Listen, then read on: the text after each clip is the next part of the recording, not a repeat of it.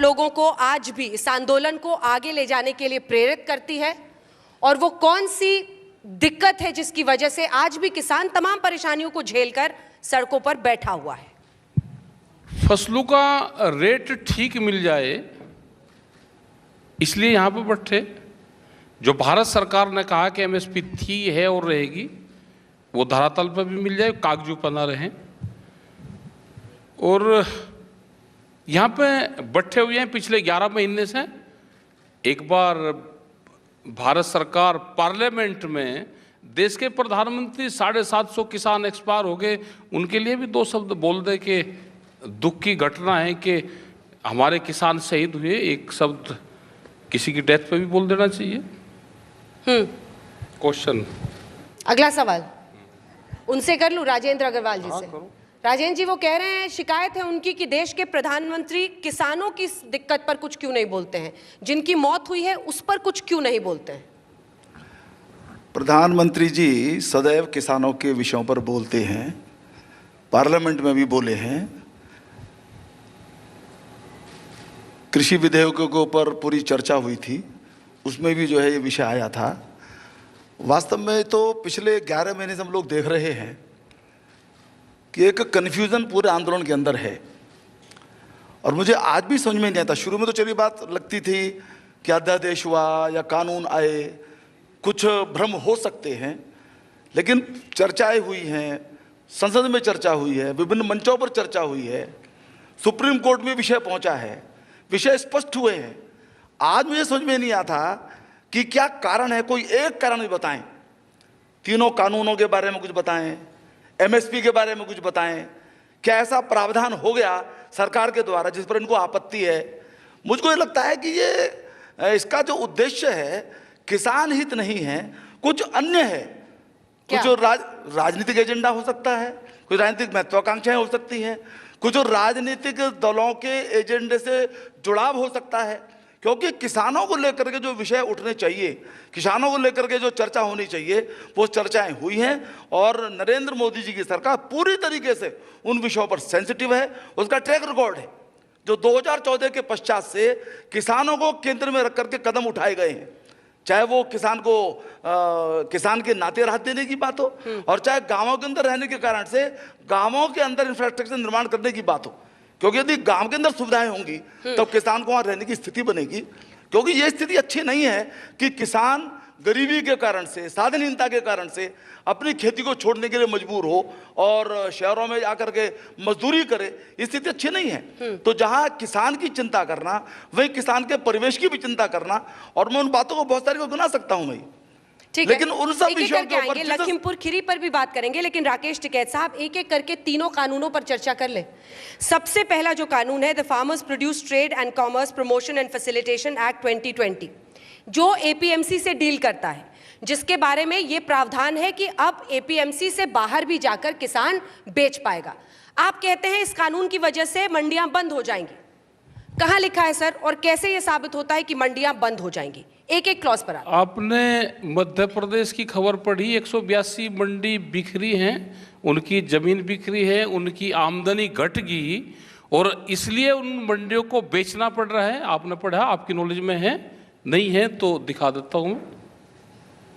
तो आप कह रहे हैं कि मध्य प्रदेश में जो अभी हो रहा है, ये आपको पहले से पता चल गया था कि मंडियां बंद होंगी? मैं आपसे वजह पूछ रही हूं। मैं ये कह रहा हूं कि एक मेरा सवाल समझिए, मेरा सवाल आपसे ये है कि आप इस निष्कर्ष पे कैसे पहुंच रहे हैं, क्यों मंडियां बंद हो रही हैं? जब माल बाहर बिकेगा, वो जगह बता दो, बाहर का एक जगह बता दो कि मंडियों के बाहर या एमएसपी पे कहां पे खरीद होगी। एक जगह आप पर्टिकुलर बता दो, उत्तर प्रदेश में बता दो कि कहां बिकेगी, वो जगह बता दो, वहां पे बेच देंगे। एक जगह, 10 नहीं, एक जगह बता दो। आप चाहते हैं कि सरकार सुनिश्चित करे, चिन्हित करे कि यहां पर जाकर बेचिए? सरकार ये सुनिश्चित कर ले कि जो पार्लियामेंट में तय हुआ है, जो देश की जनता को बेवकूफ बना जा रहा है कि एमएसपी थी और है और रहेगी। एमएसपी ना थी, ना है और ना रहेगी। एमएसपी दिल्ली के कागजों में है, किसान बर्बाद हो चुका है पूर्ण रूप से। आप जाओ एक बार गांव में, जाता कोई है नहीं। दिल्ली में बैठ के और यहां लिख देते हैं एमएसपी है, थी और रहेगी, बिकता है नहीं। मंडियां खत्म नहीं होगी, मंडियों के बाहर खरीद होगी, कौन कर रहा है मंडियों के बाहर खरीद, और मंडी के बाहर कहाँ बिकेगा वो जगह तो बता दो ना, कि मंडी के बाहर भी, या मंडी कोई एमएसपी देने का फार्मूला तय नहीं करता।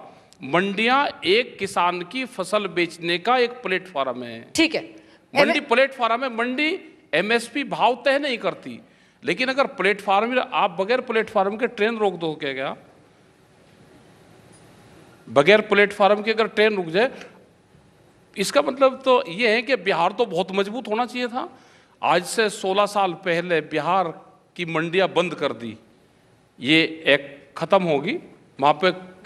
आज वहाँ का तो फिर जो किसान है बहुत अमीर होना चाहिए था बिहार का, तो वो कहाँ बेचे जाके, आप जगह बता दो ना कहाँ बेचेगा, कौन उसकी खरीदारी करेगा। ठीक है, कहाँ पर बेचेगा इस पर मैं सवाल पूछूंगी, लेकिन इस एक्ट पर एक और सवाल है मेरा। आपने खुद कहा एमएसपी ना थी, ना है, ना रहेगी, मतलब आप ये मान, क्योंकि कानून एडमिनिस्ट्रेटिवली है, कानून तो पहले से भी नहीं था, लॉ तो था नहीं जो एमएसपी की गारंटी देता था। तो वो सरकारें चली गई, आपने एमएसपी की वजह से इसके पहले सरकारें बदली हैं। नरेंद्र, जब मोदी जी मुख्यमंत्री थे 2011 में एक फाइनेंशियल कमेटी एक बनी थी, ये मुख्यमंत्री रहते उसके चेयरमैन थे, वो फाइल निकलवा लो, उन्होंने ये प्रस्ताव किए थे और भारत सरकार को भेजे थे, उस टाइम के प्रधानमंत्री को भेजे थे कि देश में एमएसपी पे गारंटी कानून बनना चाहिए, वो फाइल निकलवा लो। आज तो अपने ही फाइल पे साइन किए हुए को आज लागू कर दो, क्यों देश को धोखा दे रहे हैं? बताइए अग्रवाल जी, धोखा दे रहे हैं और कहाँ बेचेगा किसान? देखिए, मुझे बड़ा आश्चर्य होता है, बाबा महेंद्र सिंह टिकैत वो बराबर इस बात को कहते थे, मैं इसीलिए उनका नाम यहाँ पर ले रहा हूँ कि राकेश टिकैत जी के वो पूज्य पिताजी थे, वो कहते थे दुनिया में प्रत्येक उत्पादक को अपने उत्पाद का दाम तय करने का हक है, किसान को नहीं है, और बराबर इस बात का आग्रह करते हैं, उसके लिए आंदोलन चलाए उन्होंने। और इस जो पहला कानून है उसके माध्यम से किसान को ये आज़ादी दी गई है कि वह मंडी के बाहर भी अपने उत्पाद को बेच सकता है, कहीं भी बेचे, वो कहाँ बेचेगा? कहीं भी, एनीवेयर, तो पूछ रहे हैं, पूरे देश के अंदर कहीं भी। और उसके बाद भी यदि उसको एपीएमसी में बेचना है तो कोई बंदिश नहीं है, उसको ऑप्शन दिया गया है, उसको विकल्प दिया गया है। एपीएमसी आज भी चल रही है, हापुड़ के अंदर चल रही है, मेरठ के अंदर चल रही है, यानी सब जगह चल रही हैं। अब ये कहाँ का उदाहरण देते हैं वो उस पर मैं चर्चा नहीं करना चाहता, लेकिन पूरी तरीके से एपीएमसी के बंधन से मुक्त करके बाबा टिकैत इस बात को कहते थे। और आपको इस बात में ध्यान दिलाऊं कि जब ये कानून बने, मैं राकेश जी ने उसका समर्थन किया था उसका पहली बार, तो फिर बाद में क्या हुआ कोई बात नहीं, बता दीजिएगा, कोई उसके बाद क्या हुआ राकेश जी बताएंगे। परंतु पहले उन्होंने कहा कि हाँ भी बाबा टिकैत की उनकी इच्छा पूरी हुई और किसान को अपने उत्पाद का अपनी इच्छा से बार्गेनिंग करके दाम तय करने का हक है, ये मिल गया। बहुत राकेश जी ने समर्थन किया, मैंने ये कहा है, फिर सुन लो, एक पूरे सरकार के पास में एक हिंदुस्तान पेपर की एक कटिंग है, जब प्रेस वाले ने पूछा उसने अपना जवाब दे दिया है सबको, वो जरूर ले लेना चाहिए सांसद जी। उस टाइम पे 2 क्वेश्चन थे, एक ये था कि इसका आप समर्थन करते हैं क्या? हमने कहा कि हम प्रधानमंत्री का समर्थन कर देंगे। प्रधानमंत्री का पायलट प्रोजेक्ट है डिजिटल इंडिया कैंपेन, हम किसानों को भी उस कैंपेन से जोड़ दिया जाए तो हम भी प्रधानमंत्री का समर्थन कर देंगे। न तो वे बात समझने वाले रहे, इस तरह के पत्रकार हो गए, ऐसे ही हो रहे, वो सारी चीजें एक खबर में उन्होंने लगा दी, उन्होंने अपना स्पष्टीकरण दे दिया। हम आज भी कह रहे हैं कि देश के प्रधानमंत्री अमेरिका में जाकर झूठ बोल के आए, उन्होंने कहा कि हमने सारे देश को डिजिटल कर दिया। किसान तो डिजिटल हुआ नहीं जी, आप हमको भी कर दो डिजिटल, हम अपनी फसल बेचें, गन्ना सारी चीज़ बेचें, और हमारे खाते में भी जैसे तेल कटता है हमारे अकाउंट से, ऐसे ही हमारे खाते में पैसा चले जाए। जब किसान अपने घर पर चले जाए वहाँ चले जाए। आपने अपने घोषणा पत्र में जो कहा उसको कर दो, आपने एमएसपी पे C2+50 वाला फार्मूला करा उसको लागू कर दो, आपने अपने घोषणा पत्र में जो कहा जनता को बहका के आपने वोट ली, आप वो कर दो। आप एक बात तो कर दो ना कि देश की जनता को क्या कहोगे। आप ही के मंत्री ये कह रहे जी, हमने तो ये कह रहे कि फर्टिलाइजर भी हम एक बैग के साथ में एक बैग फ्री दे रहे। जनता को झूठ से मत बहकाओ, एमएसपी पे कहीं खरीद नहीं हो रही, चावल क्या आम जनता को, जो ये शहर में जो लोग हमारे रह रहे हैं, क्या इनको 8 रुपये किलो चावल मिलता है? किसान का 8 रुपये किलो बिकता है। क्या इनको 11 रुपये किलो गेहूं का आटा मिलता है? तो बिचौलिए ही तो हटाने थे ना टिकैत साहब। हाँ, बिचौलिए तो 10 साल से आपके घर पर जाकर हम लोगों ने वहां पर शोज किए। आप शुरू में यही कहते थे बिचौलियों को हटाना है, बिचौलियों को हर हाल में हटाना है। अब जब हटाना जा रहा है तो आप कह रहे हैं कि नहीं, उनकी भी हमें फिक्र है। ये कह रहे हैं ना, आप हम बेचे कहाँ, वो जगह तो बता दो ना। जगह कोई नहीं बता रहा। तो कह रहे हैं एनीवेयर, पता नहीं एनीवेयर बताएंगे अगर बताओ ना, जगह बताओ। कहीं भी, मैं कह रहा हूँ ना, कहीं भी। हाँ, कहीं पे भी। स्थिति ये थी, किसान फसल लेके कहाँ निकल जाए? किसी भी जगह जा सकता है, कोई भी खरीदारी उससे हो सकता है। अभी देखिए स्थिति ये थी, मंडी में यदि कोई सामान न बेचे, बाहर बेच दे किसी को, कोई अपना गाड़ी में लेकर के गेहूं गया या ट्रैक्टर में लेकर के गेहूं गया, किसी को दे दिया, मंडी वाले आ जाते थे, हमको शुल्क दो, अपना शुल्क देना पड़ता था उसको, और शुल्क की नहीं लेते थे, दंड भी उसके ऊपर लगाते थे। चलिए दूसरे, अभी 1 साल पहले तक दूसरे कानून पर आते हैं, क्योंकि लखीमपुर खीरी पर भी हमने जगह बताई कि कहाँ बिकेगा, वहां पे आप लोग नहीं आने देते। हमको पता है, जगह बताएं, जगह बताएं कहाँ है हमको। Farmers empowerment and protection agreement on price assurance and farm services act 2020, legal framework for contract farming. अब आप कॉन्ट्रैक्ट फार्मिंग पर भी डरा रहे हो कि किसान की जमीन चली जाएगी। कैसे, क्यों चली जाएगी? हिमाचल में अभी तो कॉन्ट्रैक्ट जो हो रहा है वो फसल का हो रहा। हिमाचल में सेब का कॉन्ट्रैक्ट कर रहा किसान। सरकार ने तो 16 रुपया सस्ता करा नहीं ना, आम जनता को 16 रुपया सस्ता मिला। एक बड़ी कंपनी आई जिसने 11 साल पहले जो रेट था सेब का, उसी रेट को फिर कहा कि इस रेट में मैं खरीदूंगा, और 16 रुपया एक ही दिन में ड्राम कर दिया, क्योंकि वो बल्क में खरीदेगा, उसको स्टोर करेगा, और जब किसान की फसल आएगी 80,000 पेटियां सेब की अडानी ने मार्केट में 5 दिन में निकाल ली। मार्केट को डाउन करा और फिर कह दिया कि रेट मार्केट में अब ये हो गया है, मैं 16 रुपया सस्ता सेब खरीदूंगा। आप जाओ एक बार हिमाचल में। जमीन कैसे चली जाएगी किसान? जमीन तो चली जाएगी। क्यों चली जाएगी? क्यों डरा रहे हो ना आप। कैसे, कहाँ जा रही है सर जमीन? जमीन कहाँ जा रही? हाँ बताओ ना आप। असल जमीन जब उसको कैसे फसल जमीन के, चली जाएगी? आप अरे तो जब डरा रहे हो उसको फसल बेवजह। के रेट नहीं मिलेंगे तो छोड़ के तो आ रहे हैं ना। 2 तरह के लोग गांव छोड़ रहे हैं। एक जो गरीब हो लिया बिल्कुल, उसके फसल के रेट नहीं मिलते, वो अपनी जमीन छोड़ कर आ रहा, ठेके पे दे रहा है, वो दूसरे को दे देता है। दूसरा पढ़ा लिखा आदमी भी, उसको तो गांव में रहना चाहिए। दोनों लोग जमीन छोड़ रहे हैं क्योंकि फसलों के रेट नहीं मिलते। कहाँ छोड़ रहे हैं सर? यही तो मैं आपसे पूछ रही हूँ। आप जाओ ना गांव में। जमीन चली जाएगी, और अगर कोई जमीन छोड़ देता है, जाएगी ना, चली जाएगी का एक दिन में चली जाएगी। जब गांव लोग छोड़ रहे हैं तो जमीन तो जा ही रही है ना। डरा रहे हो आप। डरा क्यों रहे?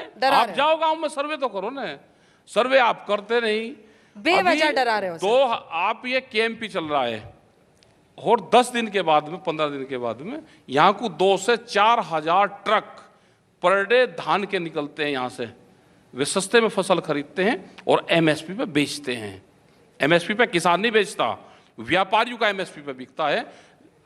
किसान अपना 40 क्विंटल धान नहीं बेच सकता, एक व्यापारी 20-20 और 25-25 हजार क्विंटल खरीद कर बेचता है। वह मंडी हमको भी बता दो कहाँ है।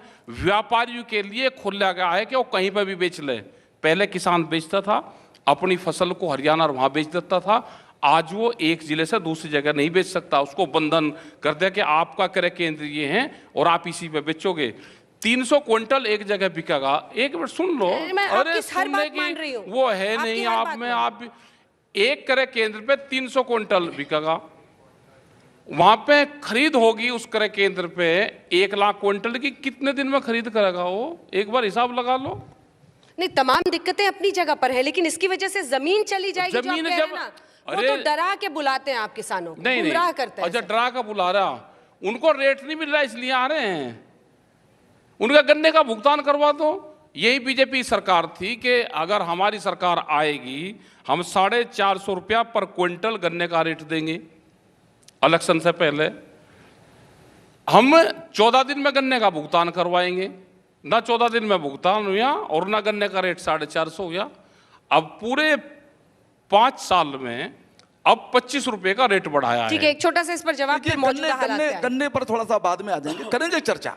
परंतु जो बात एक एमएसपी की कह रहे हैं, भुगतान की बात कर रहे हैं, ऑन रिकॉर्ड में इस बात को बोल रहा हूं, उत्तर प्रदेश के अंदर बराबर एमएसपी पर खरीदारी हुई है, पहले से बढ़कर के खरीदारी हुई है, और तीसरे दिन किसान के खाते में सीधा पैसा पहुंचा है। अच्छा बताओ, गन्ने झूठ का क्या गन्ने का विषय बताता हूं। अग्रवाल जी, ये रूल गन्ने का होना विषय भी मैं बताता हूं। एक सेकंड प्रभु, ये रूल होना चाहिए, एक्सेप्शन नहीं जिस पर आप अपनी पीठ थपथपाएं।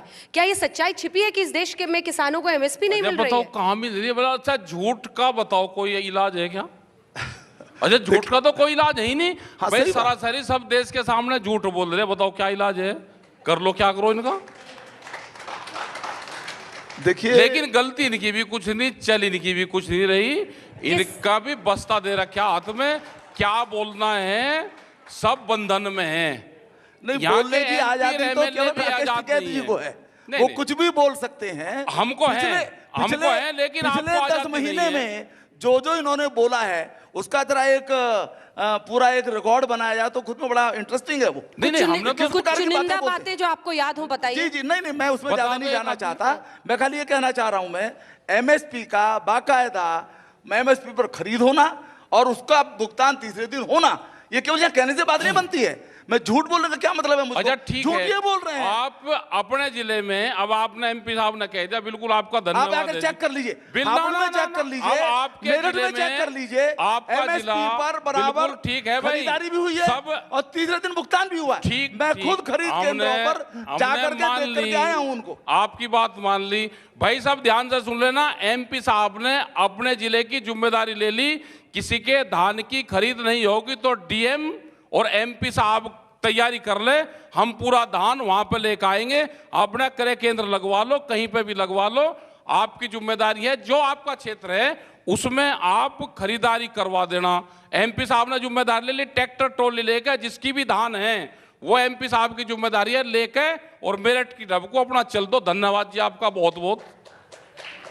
मिल गई हमें जगह, मिलेगी एमपी साहब का ऑफिस मिल गया, घर मिल गया, वहां का डीएम का ऑफिस मिल गया, वहां जो मेला ग्राउंड होगा वो मिल गया। एमपी साहब जगह बताओ लेकर कहाँ है? ऐसा है ना एक हम समस्या आप बताओ कि जगह समस्या कहाँ पर है चर्चा करें। ठीक है, आप आइए, आपका स्वागत है, आपका स्वागत है, बराबर स्वागत है आपका। नहीं, कहाँ लेकर आना, जगह बता दो मेरे देखिए, ठीक है जी, सुनिए बात को सुनिए। बताओ। केवल हंगामा करना, केवल मेरी बात सुन लीजिए, केवल हंगामा करना, हल नहीं निकालना, ये इस आंदोलन का बिल्कुल एक प्रकार का क्रक्स हो गया है। किसी भी प्रकार की चर्चा से भागना, किसी भी प्रकार के संवाद से भागना, जिद में फंसे रहना, यानी इस सारा का सारा हम देख ही रहे हैं। ये सुप्रीम कोर्ट की नहीं मानना, संसद की नहीं मानना, आखिर जो संसद है वो सक्षम है और उसी को अधिकार है कानून बनाने का। संसद कोई हवा में से नहीं बनती, संसद जनता के द्वारा चुनी जाती है। जो एक जनरल विल है, जो एक देश की इच्छा है, वो संसद के द्वारा प्रकट होती है। राजनीतिक दल एक एजेंडे को लेकर के जाते हैं, उस एजेंडे के अनुसार वोट की वो रिक्वेस्ट करते हैं जनता से, जनता निर्णय करती है, उसके आधार पर कानून बनते हैं। उसको नहीं मानना, उसमें चर्चा हुई, उसको स्वीकार नहीं करना। 26 जनवरी के बाद आपकी सरकार ने, एक सेकंड सर, क्या आपकी सरकार ने बात करने की पहल की?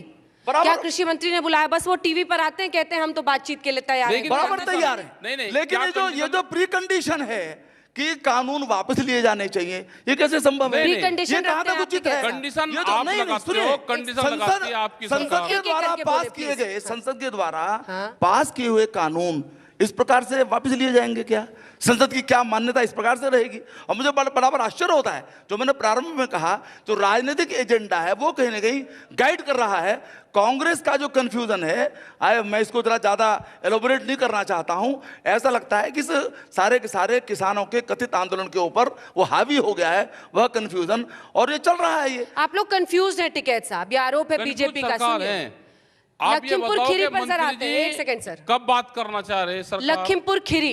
नहीं पहले रुको ना, अभी एक जिले का तो कम से कम एमएसपी के किसानों का भला हो जाए।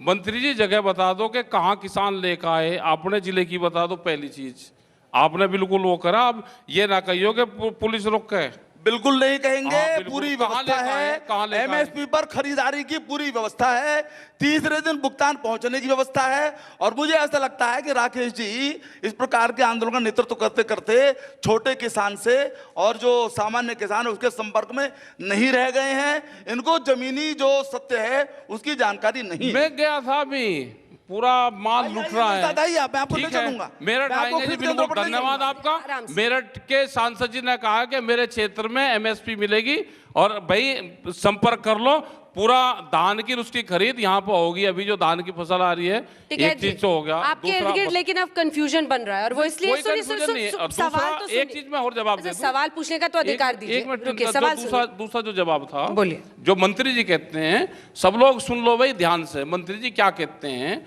मंत्री जी कहते हैं कि हम बातचीत को तैयार हैं, संशोधन नहीं हो, संशोधन पर तैयार हैं, कानून वापसी नहीं होंगे, बात कर लो।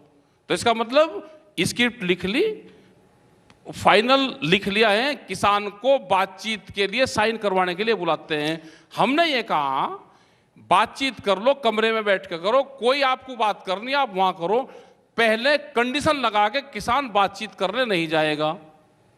लेकिन वे कहते सुप्रीम हैं कोर्ट कि- ने अब कह दिया ना, क्या अब तो कहा सुप्रीम सुप्रीम कोर्ट कोर्ट ने ने? कहा क्या कि कहा? होल्ड पर है कानून। ऐसे में आप लोगों को क्यों परेशान करते हैं? यहाँ पर कई लोग होंगे हम जिनको तो करते ही जिनको नहीं। दफ्तर जाने में दिक्कत होती हाँ, होगी, बिल्कुल, हमें भी ट्रैफिक दिक्कत जाम हो- का सामना करना पड़ता बिल्कुल होगा, हमें भी होती उनका है। क्या कसूर है? रास्ता चलने के लिए है, रोकने के लिए थोड़ा है। राजमार्गों को इतने महीने तक नहीं, बंद रखना, नहीं बंद करना चाहिए, खुलने चाहिए। आप बैठे हैं ना वहां, तो कैसे ना नहीं बंद ना, होगा? पुलिस के बैरिकेटिंग है, वे हटवाओ पहले, पुलिस के बैरिकेटिंग हटवा दो ना। आप रास्ते वहां बैठे हैं तब तो बैरिकेडिंग लगाई ऐसे है। नहीं, हम तो उठ जाएंगे, आप बैरिकेटिंग हटो, हम भी चलेंगे आगे को। रास्ता चलने के लिए है, बैठने के लिए थोड़ा है रास्ता, चलने के लिए। तो आप सुप्रीम कोर्ट ने यही तो कहा, शहर के बीचों बीच आएंगे तो क्या परिस्थिति बनेगी?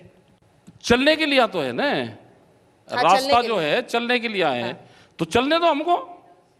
कहां तक जाना है? अब ये थोड़ा कहा उसने, लाल किले तक सुप्रीम जाएंगे। कोर्ट ने ये थोड़ा कहा है। सुप्रीम कोर्ट ने कहा कि रास्ता चलने के लिए है, रास्ता पुलिस ने रोक रखा है, रास्ता खुलवो। और आप आएंगे बीच दिल्ली? फिर कहाँ आएंगे? तो आगे की भी गारंटी है सुप्रीम क्या? कोर्ट ने इजाजत नहीं दी ना, सुप्रीम कोर्ट ने कहीं तो की- कहा- किस आप चीज लोग की तो चाह इजाजत? रहे थे ना कि रामलीला मैदान में तक जाएं, सुप्रीम कोर्ट ने भी नहीं कहा।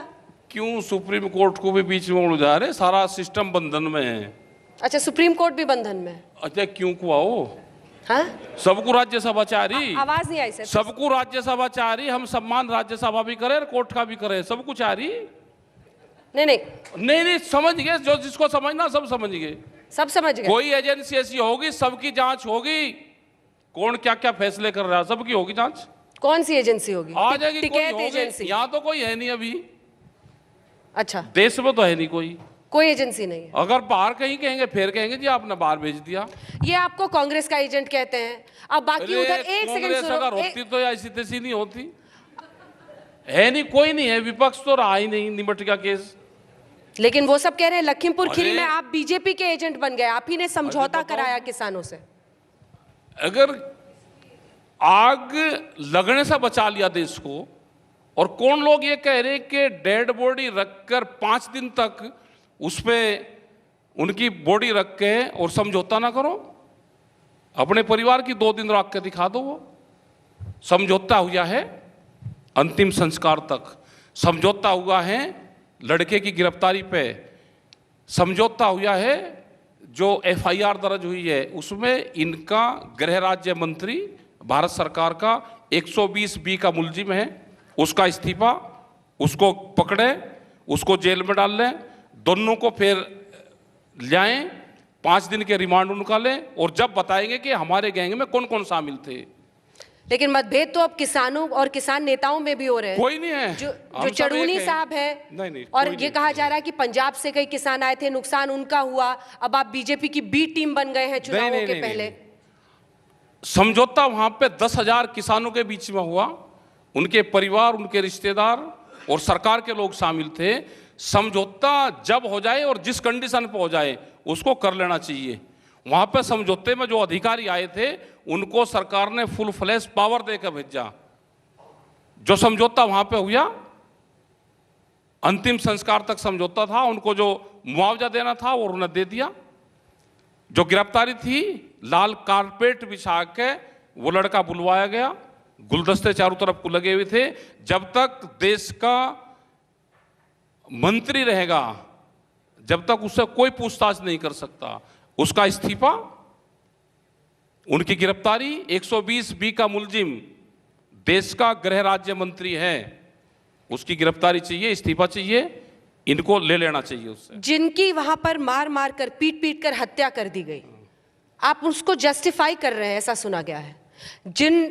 जो लोग वहां फिर निकले, जो आंदोलनकारियों के बीच से, उन लोगों को 4 लोगों को पीट पीट कर मार दिया गया। वो पिक्चर तो जरूर पूरे देश ने देखी है।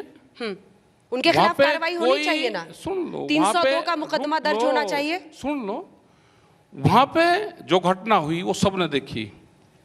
जो बीजेपी की गाड़ी थी वो शांति से निकल रही थी, किसी ने कुछ नहीं कहा। प्री प्लान वहां से जाते हुए लोगों के ऊपर जो गाड़ी थी 4x4, उसमें गिर डाला गया और पब्लिक को पीछे से हिट करा गया। उसके पीछे दूसरी गाड़ी, उसके पीछे तीसरी गाड़ी। जब वह गाड़ी पलट गई, रिएक्शन क्या हुआ होगा पब्लिक का, आप उसकी बात कर रहे हैं।